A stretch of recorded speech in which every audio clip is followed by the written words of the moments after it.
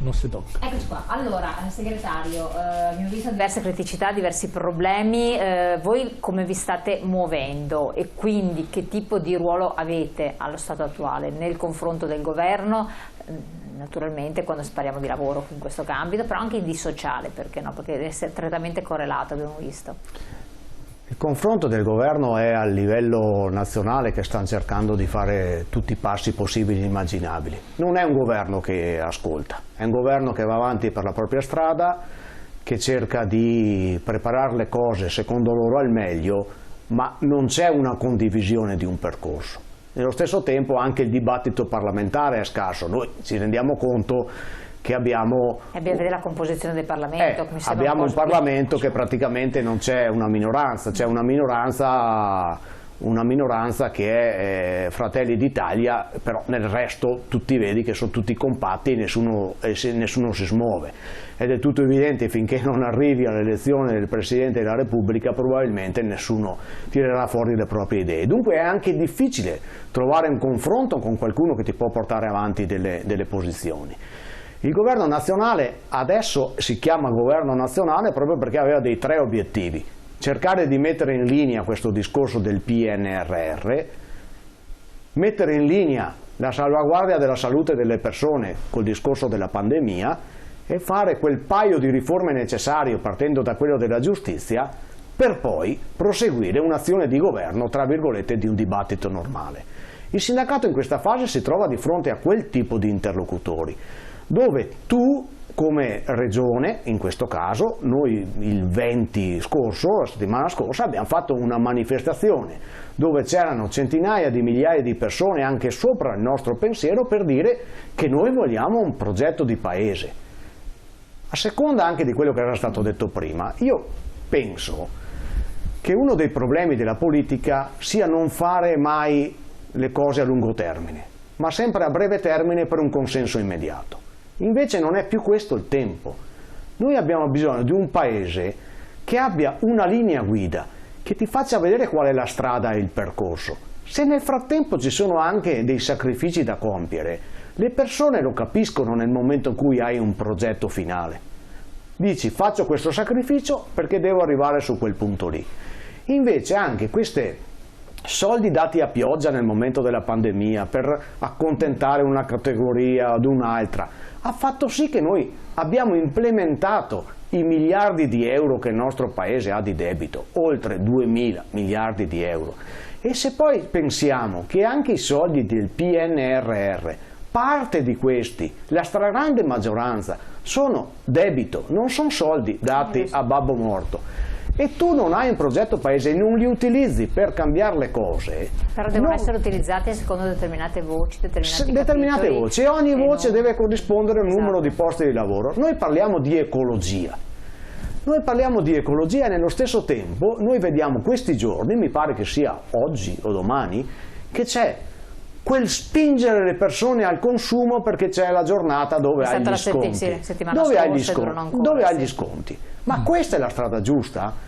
Noi abbiamo bisogno, se noi dobbiamo avere l'ADO che va a aiutare le persone perché fanno i consumi probabilmente sbagliando determinate cose, ci rendiamo conto che manca quell'educazione del paese, che non c'è quella cultura che ci aiuterà a venirne fuori su questo. Dunque, però qualcosa è cambiato radicalmente, perché abbiamo visto che le persone hanno... Allora, il problema dei consumi non è un problema così, consumi di più o di meno, ma è legato a tutto un filone produttivo.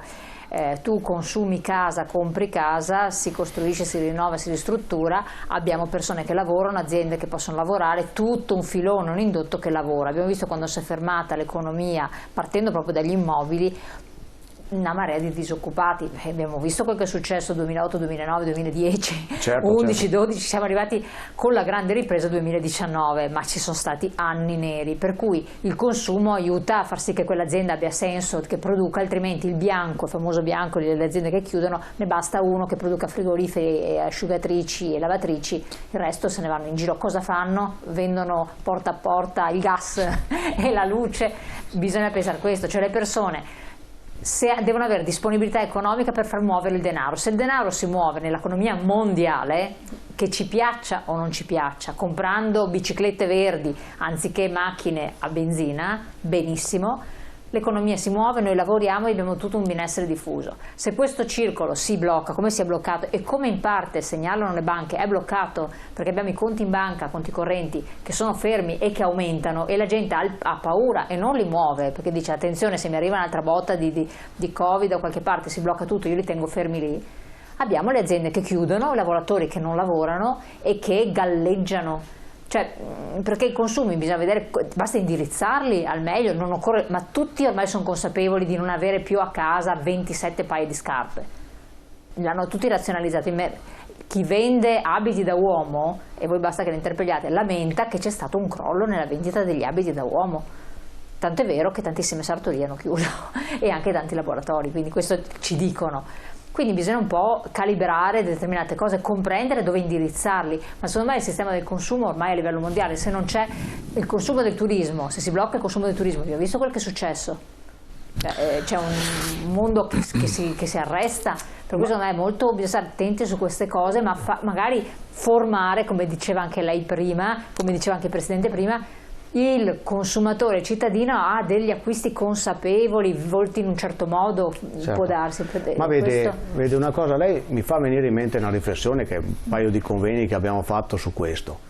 Ma facciamoci una domanda anche ai telespettatori, siamo più noi che scegliamo quello che abbiamo bisogno o è il sistema che ci sta indirizzando su quelli che sono gli acquisti? Con il web, appunto, torniamo sul discorso del progetto del web. È tutto evidente, cioè, la domanda che ci facciamo, che non è che poi devo toccare un altro tema, è quello che sto comprando, lo sto comprando perché è un bisogno che io ho o perché sono indotto a comprarlo da un sistema che non dipende più da me?